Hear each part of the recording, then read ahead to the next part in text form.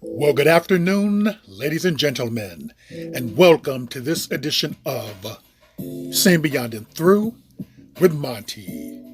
Yes, right before you is the one and only Oprah Winfrey. And during the month of September the 15th and October the 15th, Oprah made an announcement. And this particular announcement had to do with this. It was National Hispanic Heritage Month. Now, Oprah's announcement was to honor the abuelas. I've always felt that my grandmother Hattie Mae was head of my angel team, and that even now she guides me to the peaks and sees me through the valleys of life. And I like to say my dear friend Maya Angelou, who loved me as fiercely as any mother or grandmother could, is the co-captain of that angel team on the other side. So I've always admired how in Hispanic and Latinx culture, abuelas or grandmothers and abuela type figures are intentional about their role as the keepers of tradition and the helping hands to a brighter future. Learn and grow. That's what grandmothers help us to do. And now it's time that we paid some attention to them, honor them. That's why this year for Hispanic Heritage Month, we at Oprah Daily are shining a spotlight on grandmothers in an exciting new series we're calling From Our Abuelas. We hear from Dr. Luz Towns Miranda, Lynn Manuel's mom, about her many years of mental health service to her community and the powerful benefits of bonding with grandchildren. There's also Maria Adorno Ortez. She's a 75-year-old abuela who is still out there running half marathons, and Mama Cora, whose unwavering support of her gay grandson exemplified that love is the way. And I was so touched to learn how the matriarchs of actor Benjamin Pratt's family taught him about faith, being a parent, and, of course, forgiveness.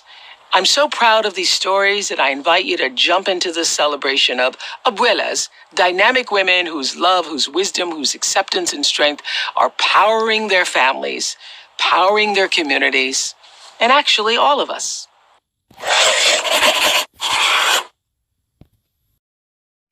Okay, so you heard Oprah there talking about honoring the abuelas of the Hispanic culture and basically how they're the keepers of tradition, very intentional. She talks about them supposedly having all this love, wisdom, and strength, which I do agree with towards their own people. However, is there a darker side that Oprah is overlooking that she could be ignorant about? Is there something deeper within this particular culture that she is intentionally choosing to overlook? See, I think that Oprah, like many of her times past things in which she have done, is to benefit Oprah, and it's not to honor anyone. I think that Oprah, in this particular issue right here, is full of shit. I don't think that there's ever been any type of this big understanding or this admiration of these abuelas. I don't think there's ever been this where she's looking at them and really admiring them and putting them on such a pedestal where she needs to honor them like she did for Hispanic Heritage Month. See, I believe that what Oprah is doing is that she no longer has the prestige among black folks that she once enjoyed. So therefore, she's looking for another people, group, you can say, to kind of fill that particular void. So it wouldn't surprise me that in the future, from what I understand about her old magazine where Gayle King was editor at large, I'm sure that if she hasn't already done it, she's probably going to put some Hispanic or Latina there in a very high position in the magazine. So therefore she can attract new readers of a different ethnicity. So basically it's to fulfill her need, not so much as to honor these abuelas. But I want to share something with you on this particular culture that Oprah is, maybe she's ignorant about, she's overlooking, who knows what. But I want you to listen to what Paul Rodriguez has to say. He's joking, but he's sharing his true life experiences about how this particular culture, Mexican American culture, it is very well ingrained to their women or to the girls and the females in their families. Do not bring home black men. All the girls know, if you're a girl, your grandmother will tell you, mira cabrón, cásate con un negro and you're dead. To me, you're dead. Si te casas con un negro, forget, I'm not gonna leave you my chain. Get out of here. Porque eres puta cabrona con un negro. Get out of here. My grandmother didn't like black people, and to tell you the truth, black people fucking didn't like her.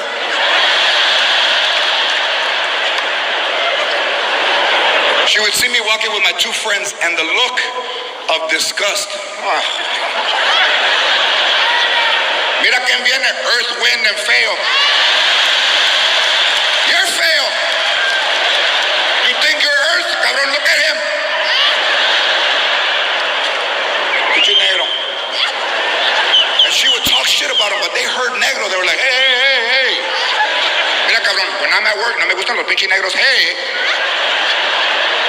When I'm at work, no me gusta el chocolate.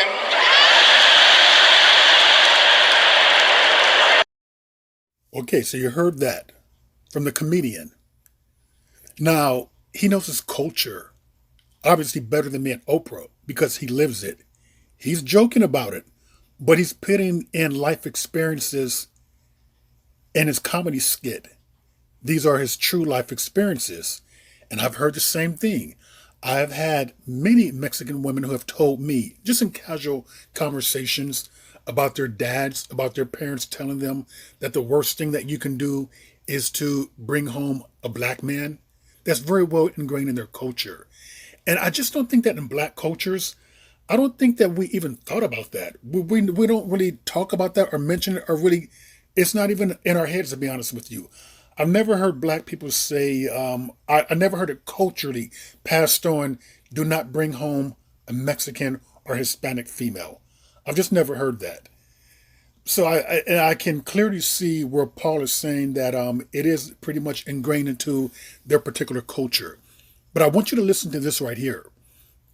These are going to be two Hispanic and Latinos who are going to fill you in about the deeply rooted racism and colorism that abounds within their own culture. It is because of the tireless efforts, the blood, sweat, and tears of the African American community, the black community of this country, that other minorities like Latinos, like Asians, like Jewish people, like women, etc., have been able to enjoy certain rights and certain freedoms. It is because of the tireless efforts of black leaders and black organizations like MLK, like Malcolm X, like the Black Panther Party, like the NAACP, and so many more, that we as Latinos, as a minority, at least in the scope of this conversation, are able to enjoy so many freedoms. The freedom to not be discriminated against for being Latino in our employment, in buying a house, in starting a business, in voting, and so many more things, guys. Segregation was ended by the efforts of black people. Education, things like affirmative action, that is all due to the efforts of black people, guys. And yet, in the comments of this original video, I'm seeing so many Hispanics being like, oh, what she said wasn't racist, or that, oh, yeah, they were just having casual conversation. All of my Hispanic parents talk like that. My family, come on, that's like normal. It's not like that. No, we need to erase that way of thinking. That just because the elders in our family, los viejos, mi mami, tu papi, tu abuela, tu abuelo, tío, tía, no. We need to get that chip of racism and colonization out of our heads. And I'm not afraid to say it, and I don't care about anybody's opinion. This is an objective fact. A lot of Latinos are racist towards black people and other races, but in particular are anti-black. It's literally ingrained in our culture, in the phrases that a lot of Hispanic people use. I'm not going to say them because they're very offensive, but obviously my fellow Latinos saben muy bien de lo que yo estoy hablando. So no, what Martinez said is not okay. It is racist and disgusting. A lot of the Latinos in my comments wouldn't be saying that this was okay if the shoe were on the other foot and they were being discriminated against and Latinos were being talked about, Mexicans, Central Americans, South Americans, Caribbean Latinos, blah, blah, all that. It would be a different story. Y'all would not have this energy. If you're a first-gen Latino like me and you hear your fellow Latinos, either your friends or your family members, relatives, whatever, say racist, homophobic, misogynistic things, check them. Don't allow for them to continue with that mentality and think it's okay to be like, oh yeah, in a joking manner, because it's not, guys. It's really not. If Latinos are ever to progress as a people, we need to remove the chip of colonization and of self-hatred for indigenous people and black people out of our heads, installed into our heads by the Spaniards, by the Portuguese, and by the French. And finally, just respect black people, y'all. Respect them, because the contributions that they've made to our rights, we enjoy more so than them. Latinos and other minority groups are more privileged than black people, despite them fighting for these rights in the first place. And down when I call out my own people, let's try this shit again.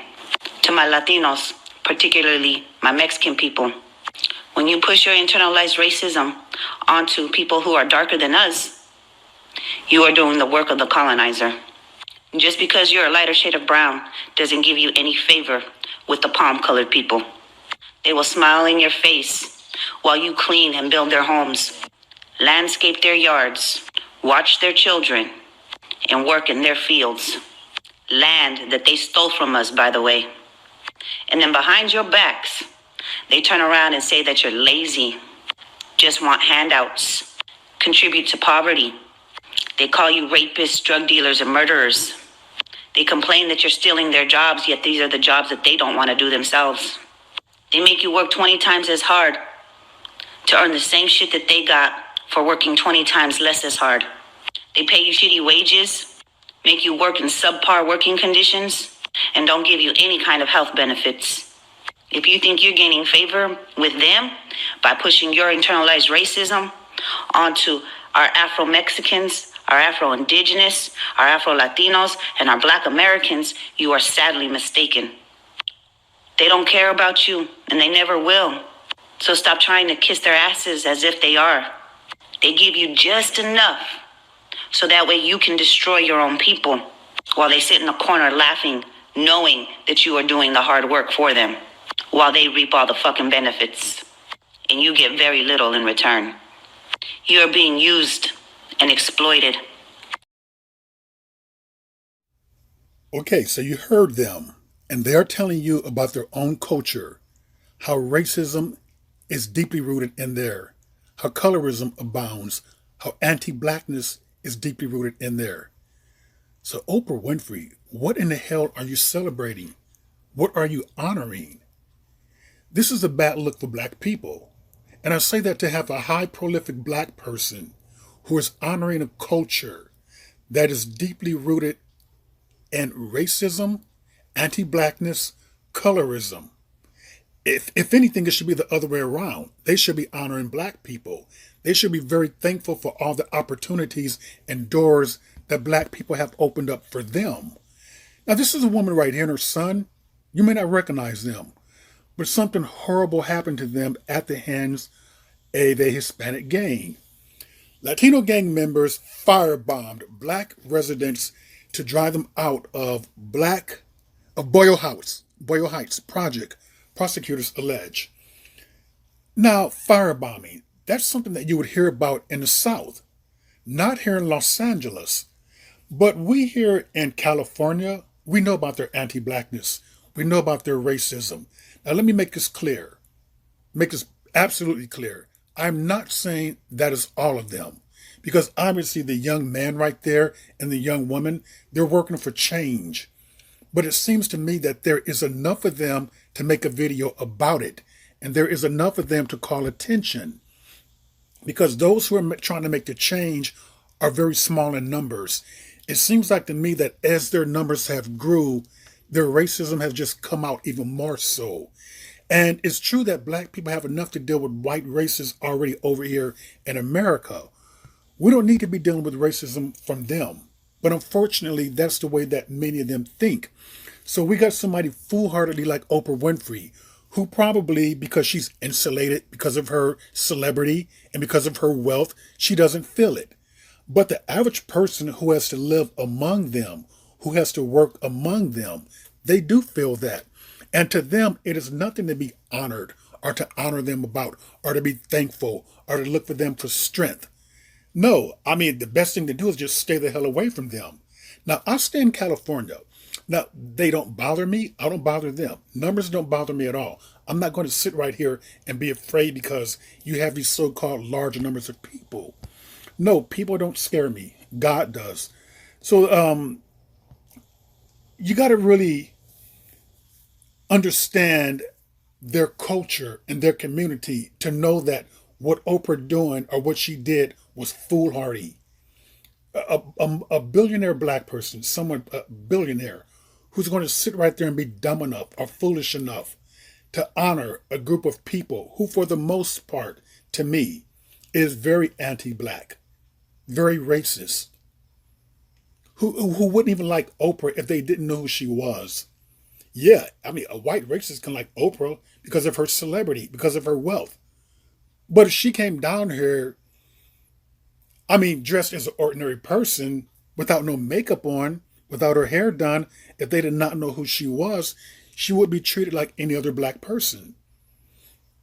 And people need to understand that, when you try to reach out to people, you try to be nice to them, your alchemy of being nice, kind, is not going to make them any nicer and kind.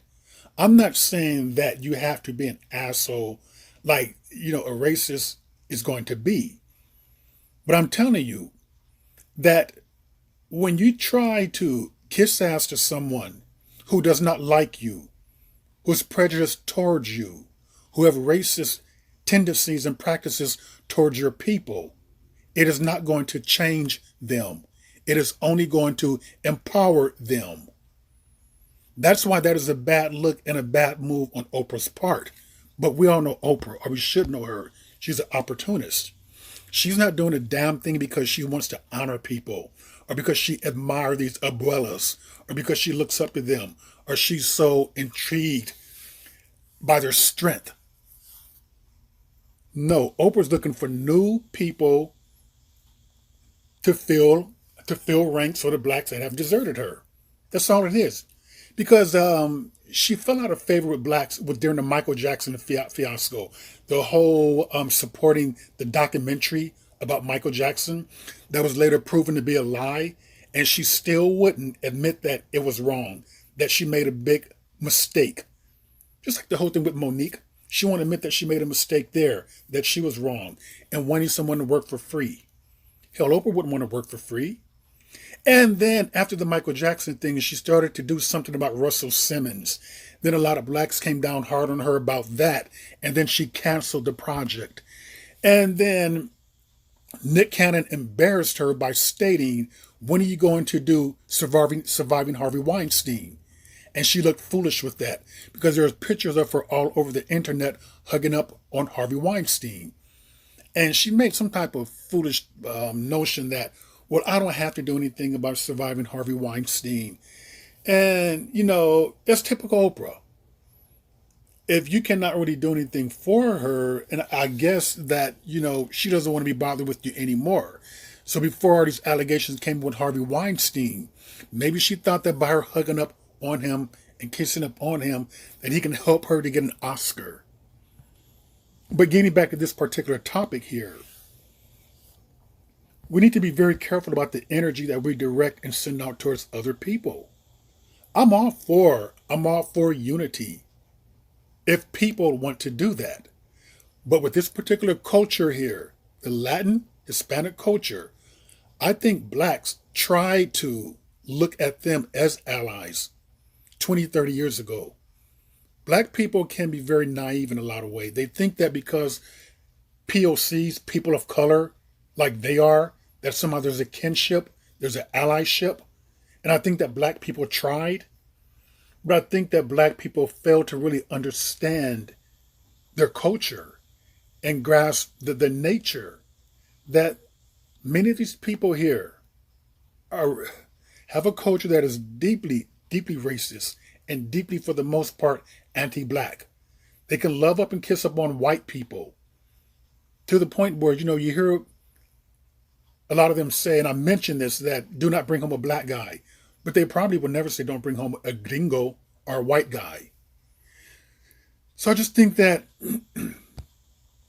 we have to be very careful and very stingy with the energy that we give out. And we cannot be going up there kissing and sucking up to people and trying to have some type of allyship among people who do not wish to be allies with us. We need to be very careful about trying to have this brotherhood and this camaraderie to people who are very racist and who look down upon us as a people. And all this stuff about, not bringing black people home, I think that blacks should clap their hands. Black people need to start having a mentality and stop having this so-called weak mentality that's very defeated and colonized mindset that somehow having babies out, you're creating something special or something wonderful. Get out of this whole mentality of having so-called good hair and fair colored skin and realize that the strongest, robust babies that you can ever make is with another black person. Genetically speaking, you breeding out is not going to genetically make anyone superior or stronger.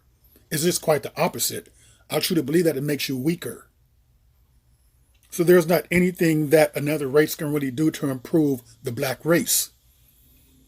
And hopefully enough of us will get that through our heads and stop trying to run away from each other and run towards people who have no respect for who we are as a people. And with that, ladies and gentlemen, that is another edition of Seeing Beyond and Through with Monty, and I will see you all beyond and through.